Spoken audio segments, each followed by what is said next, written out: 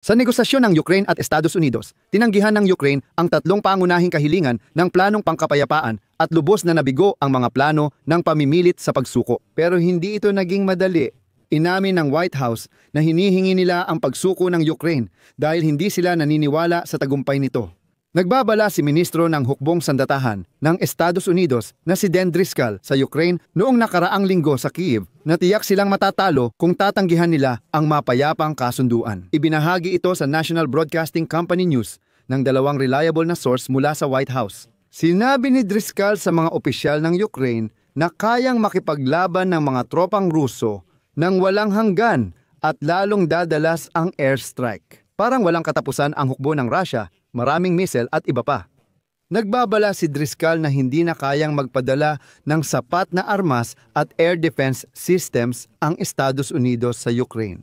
Ngayon, malinaw kung bakit si Ministro ng Digmaan Driscoll ang piniling pumunta para takutin ang mga Ukrainian, sabihing handang makipagdigma ang mga Ruso nang walang katapusan at kunwaring wala ng armas ang mga Amerikano. Ayan nga, sabi ng White House, nag-aalala sila na baka hindi tanggapin ng Kremlin ang binagong peace plan sa Geneva. Kaya mapipilitan si Trump na muling lumipat sa panig ng kabutihan dahil hindi na naman nila napasunod ang Ukraine at Europa.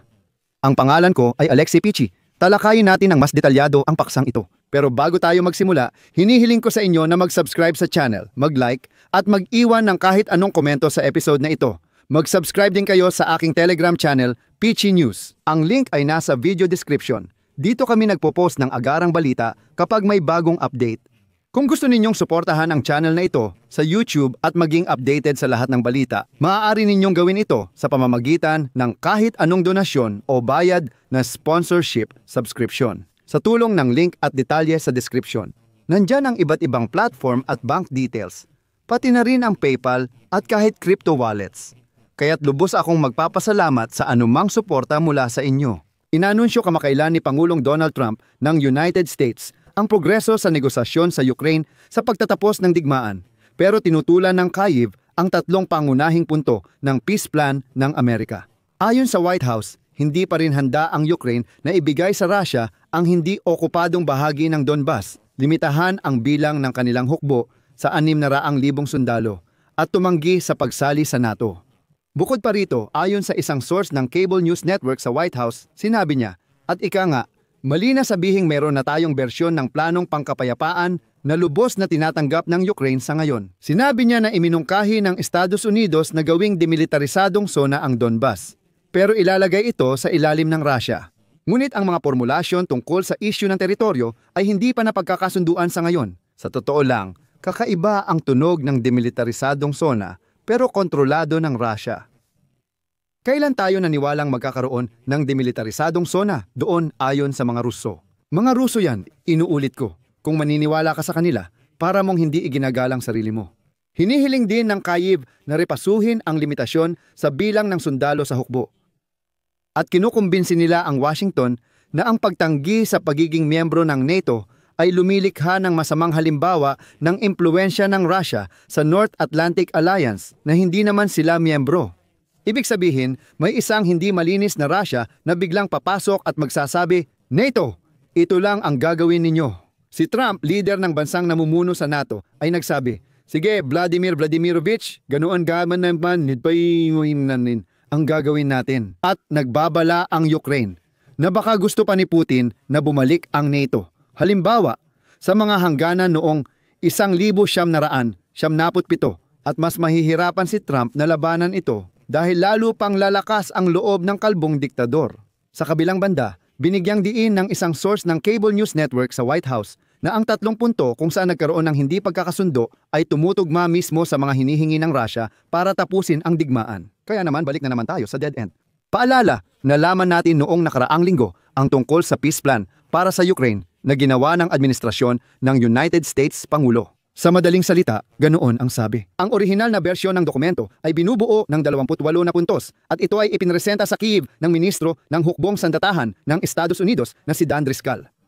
Kalaunan, tinalakay ng mga delegasyon ng Amerika at Ukraine ang dokumento sa Geneva at bilang resulta, ayon kay Trump, ang plano ay pinaikli sa 22 na puntos. Ngunit iba't ibang mga media na tumutukoy sa mga kalahok sa negosasyon ay nag-uulat na mayroong 19 na puntos, ayon sa impormadong pinagkukunan ng Reuters.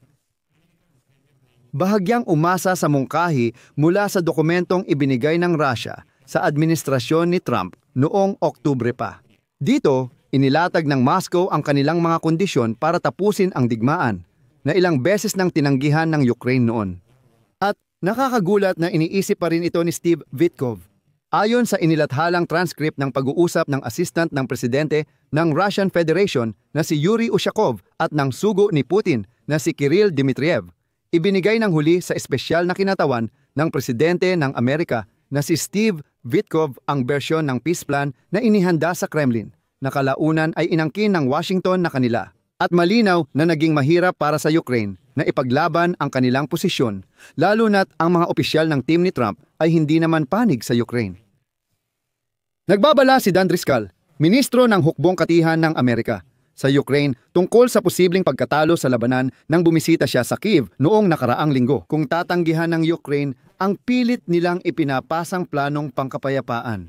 Ayon sa National Broadcasting Company News, sinabi ni Driscoll sa mga opisyal ng Ukraine na maaaring magtagal ng walang hanggan ang digmaan ng mga tropang Ruso at lalong titindi ang mga airstrike. Ipagpapalagay ko na lahat ng ito ikinuwento kay Witkoff ng mga Ruso. At si Witkoff naman ang nagsabi nito kay Driscoll at sinabing, "Pakinggan ninyo ako." Sinabi ng mga Ruso na mayroon silang walang katapusang sundalo, misil at drone, lahat ay walang hanggan.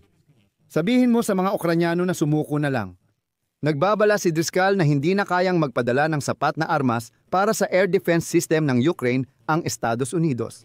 Susunod ay isang sipi. Buod ng mensahe, talo kayo at dapat pumayag sa kasunduan ayon sa nakausap ng National Broadcasting Company News. Nauna nang nag-alok si Driscoll sa Kyiv ng planong pangkapayapaan mula sa United States, ngunit magalang itong tinanggihan ng Ukraine sa orihinal na anyo. Kasunod nito ay nagkaroon ng negosasyon ang Estados Unidos at Ukraine sa Geneva, kung saan ang dokumento ay malaki ang binago at pinaikli mula 28 hanggang 19 na mga punto. Sa totoo lang, sinabi ni Trump na hindi hanggang 22 na punto. Sa marami sa mga ito ay nahanap ang solusyon. At sa totoo lang ay napakapabor. Ito ang sinabi ni Trump. Binigyang diin din niya ang pangangailangan ng teritorial na konsesyon mula sa Ukraine. Ibig sabihin, malinaw na sinasabi ni Trump na dapat isuko ng Ukraine ang kanilang teritoryo sa mananakop. Dumarating ang mananakop, inaatake ang bansa ng walang dahilan at pumapatay ng libu-libong tao. Si Trump, presidente ng bansang dating tinawag na pandaigdigang pulis, ay nagsasabing, wala namang masama, ibigay pa sa kanya ang mas marami. Hindi ba ito parang Munich Agreement ng 1,938? Ngayon, magbibigay pa ako ng isa pang sipi mula kay Trump. Kung titingnan, lahat ay gumagalaw sa iisang direksyon sa harapan. Kaya sa huli, ang lupang ito ay maaaring masakop na rin ng Russia sa loob ng ilang buwan. Idadagdag ko lang, baka naman hindi rin ito masakop. Kaya ngayon, gusto mo bang makipagdigma at mawalan pa ng 50-60 libong tao o gusto mo bang may gawin na ngayon din? At saka, tuloy pa, inanunsyo ni Trump na ipadadala niya si Steve Witkoff bilang sugo sa pakikipag-usap kay Pangulong Vladimir Putin ng Rusya. Sinabi niya na maaaring samahan siya ng manugang niyang si Jared Kushner sa biyahe. Maaaring magsimula ang negosasyon ng mga kinatawan ng United States kay Putin ukol sa planong kapayapaan sa Disyembre. Ayon sa New York Times, may pangamba sa administrasyon ni Donald Trump na baka tanggihan ni Vladimir Putin ang binagong planong pangkapayapaan matapos ang negosasyon sa mga Ukrainian sa Geneva. Ayon sa White House sources, inalis na sa dokumento ang mga limitasyon para sa sandatahang lakas ng Ukraine, pagbabawal sa NATO membership at probisyon tungkol sa Russia-Amerika relasyon. Sinabi ni Zelensky na tatalakayin lang niya ang mga usaping teritorial sa isang personal na pagkikita kay Trump. Mas pinatibay ang seguridad ng Ukraine at may dalawa pang pahayag. Si Keir Starmer, punong ministro ng United Kingdom, at si Pangulong Emmanuel Macron ng Pransya ay sabay na naghayag na magkakaroon talaga ng peacekeeping forces sa Ukraine pagkatapos ng tigil putukan.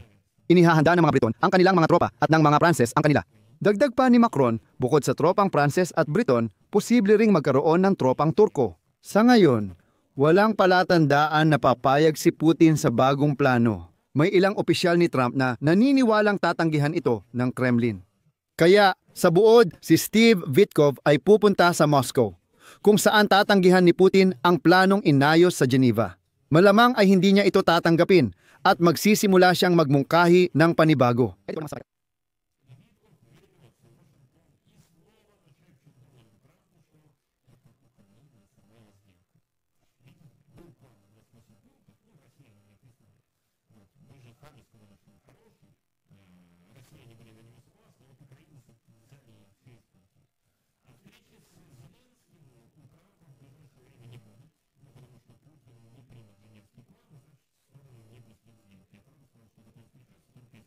Hindi inaasahan.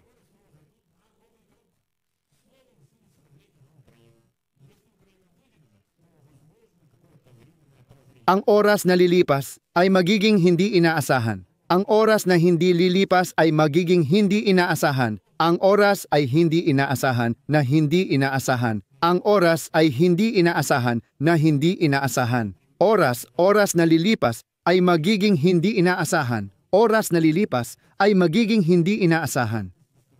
Kung sa tingin niya ay lalala pa ang mga problema, sa susunod na taon, maaari siyang magkaroon ng mas flexible na posisyon.